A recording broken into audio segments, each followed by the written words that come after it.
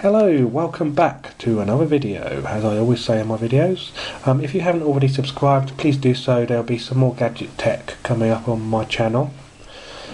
For those who haven't, go and do it anyway. You know it makes sense. Right, we're going to be looking at the IControlpad Extreme Close-Up. For those who haven't heard of the IControlpad, it's a Bluetooth controller designed for mobile phones. It can also be used with PCs or laptops or your desktop. If you have a desktop, you're going to need a Bluetooth receiver. Completely wireless, again Bluetooth, fantastic. D-pad, analog knobs, A, Y, B and X buttons, on the reverse, shoulder pads. Again, these are the same as you would get on your PlayStation pad, apart from they're operated with your index fingers when you're holding the controller. Build wise, it's okay. I've got quite large hands. Some might say I play the piano. I've got a fair old size. I don't play piano, I play guitar, but there you go. Yeah, it fits comfortably in the hand. If I could criticise one thing with the design of this, it would be the D-pad. And that's because if I look at this side on, you can see it's flat. Now I would have preferred a slight angled curvature, so shallow in the middle and going up like that in the type of gradient. And that would at least ensure you've got, you know, your thumb wouldn't slip around if it gets sweaty or whatever. That's anything I really criticise about it, really. So, guys, if you're going to work on an IControlpad 2, that's what I would sort out.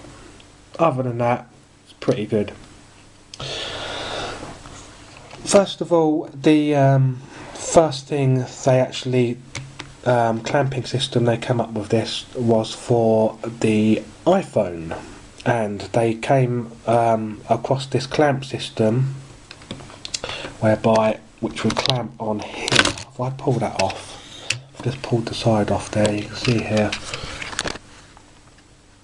You'd basically have a plastic clamp clipped on there, which would hold your iPhone in place.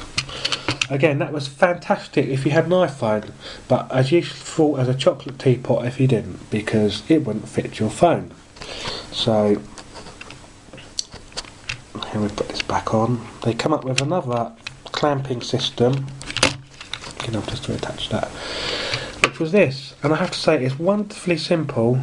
It's not over-engineered, and it works. And what it consists of is this plastic arm here. I mean, not plastic, it's metal, sorry. You see there's numerous holes in here for different sizes of phone. And to hold that in place, we have, it looks like a nylon plastic rivet with a plastic pin in the middle, and you basically clamp that in place and push the pin down, locks it in place, holds your phone extremely solidly. To ensure the phone doesn't slip out, you can see here the rubber sections here, there's a slight dip here and a lip going across that part there. Can you see that? Again, once the phone's clamped in place, it stops it coming out. Extremely safe. So, fantastic idea. Not overly engineered. Works well. Charging. There's a charging port just on the bottom. Not sure if I can get the angle right here. Can you see that little bit of silver there? That's. I can show you that. It's just there. Sorry about the poor level lighting. Just there. That's the charging port. It's charged via a mini USB and a normal USB there. That normal USB will plug into your PC. Charging time a couple of hours.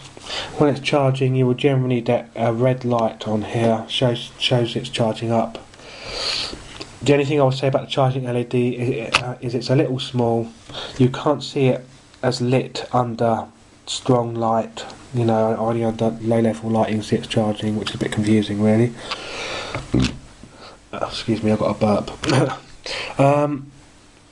Yeah, So that's basically the IControlpad. We're going to be looking at pairing the device with an Android HTC Sensation XE.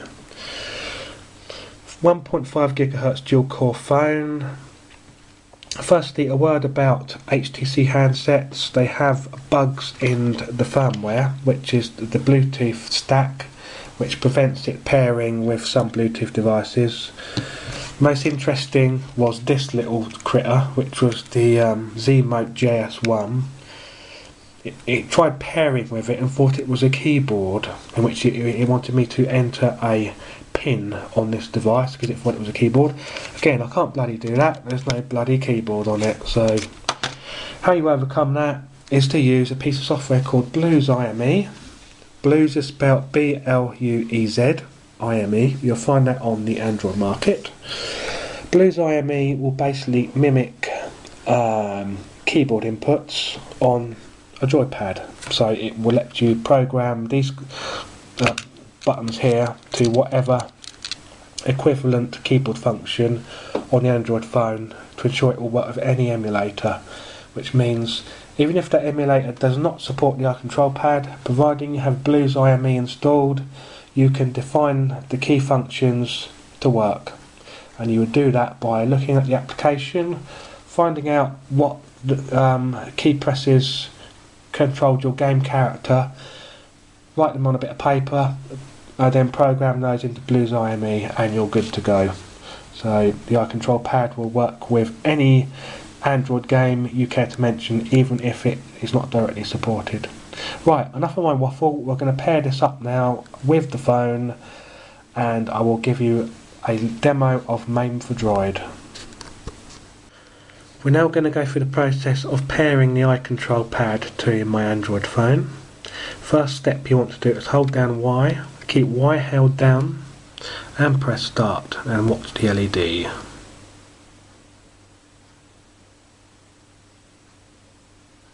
Right, you can now release the button now. There we go. We now have a little notification on my phone. So we're going to go to select IME, Blues IME, and the pairing process should now pair. So we select pair, connected. Right, we are now connected to the phone via Bluetooth. So the next step we want to do is launch our emulator. So I will click here, scroll up to MAME for Droid,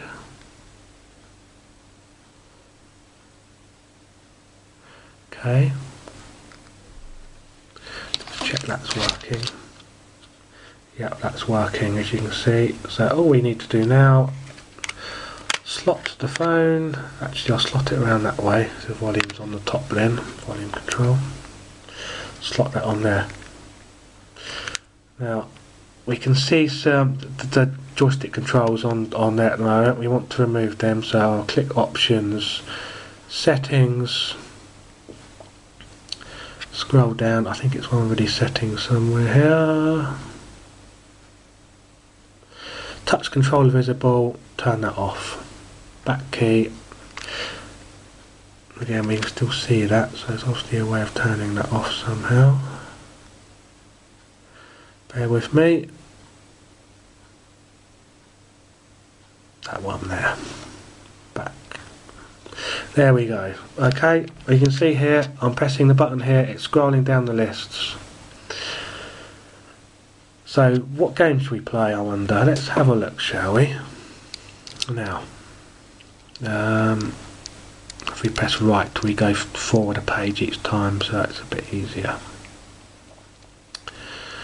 Now, I have to say, I did have MAME for All installed on my GP2X,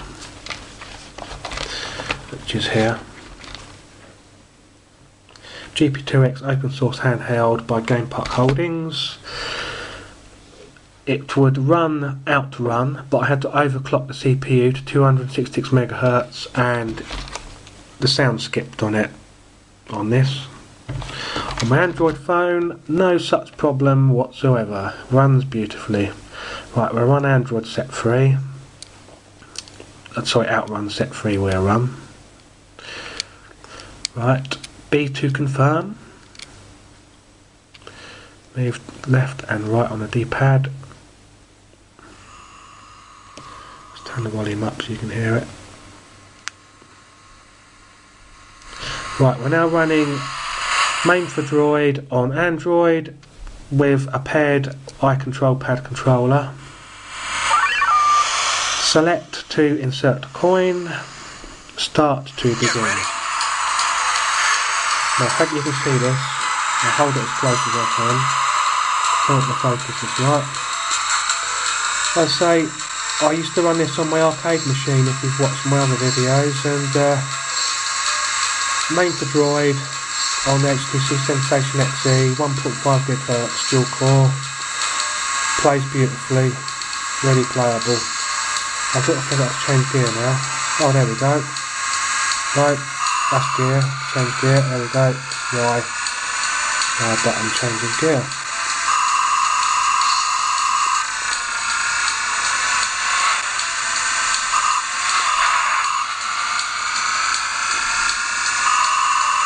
The only phone with controls on the market at the moment seems to be the Xperia Play, which is Sony's phone.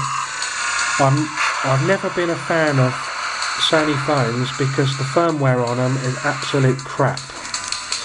You know, the HTC phones might not have a full D-pad and arcade controls, but with the IControlpad, it's great, totally playable. Apart from my awful game playing, I'm trying to watch through a camera at the moment, so I do apologise. Well, that's pathetic, I didn't even get past the first level.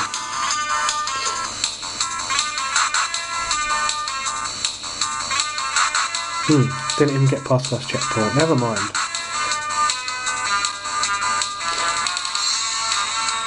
And I didn't even reach the R score, how awful is that, eh? Never mind. Right, what else shall we look at? Let's have a look, shall we? Got plenty of selection here. Over 2000 ROM set on here at the moment. It's not quite convenient as the Pandora handheld because you have a full D-pad to begin with, but as you've seen in the video, it pairs fairly quickly. Slot it in, off you go. Bob's your uncle. Right, let's see if we can find something else. Altered Beast. Great little game, used to love this at the arcade.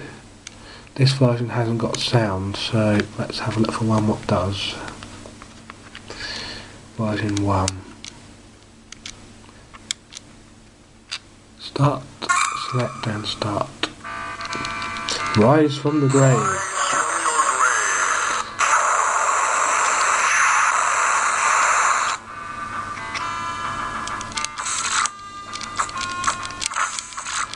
Having it.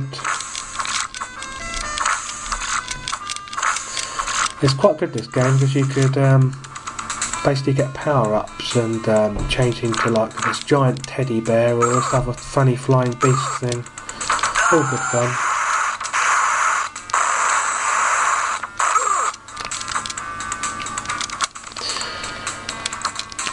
What I was going to say about the iPad controls, you might expect there to be lag playing over Bluetooth, but in fact it's no different to playing with a normal joypad or joystick. It's instantaneous, which I was quite surprised by. It's one thing that worried me, so I read on some forums there was lag.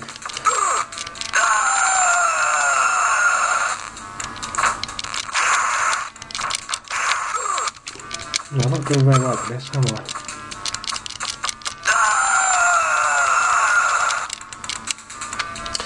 Anyhow, I shall not bore you anymore with my poor gameplay antics. That's the IControlpad. Again, fantastic device if you're into your mobile gaming. Thank you for watching, and I hope to see you in another video very shortly. Goodbye.